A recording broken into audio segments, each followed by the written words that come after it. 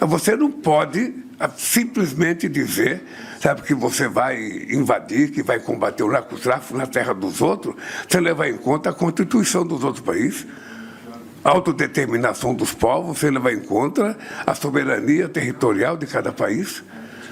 Porque se o mundo ficar uma terra sem lei, sem respeitabilidade, vai ficar muito difícil viver. Eu espero, se o presidente Trump quiser discutir esse assunto comigo, eu teria imenso prazer de discutir com ele assunto. Possivelmente fosse mais fácil a gente combater os nossos viciados internamente.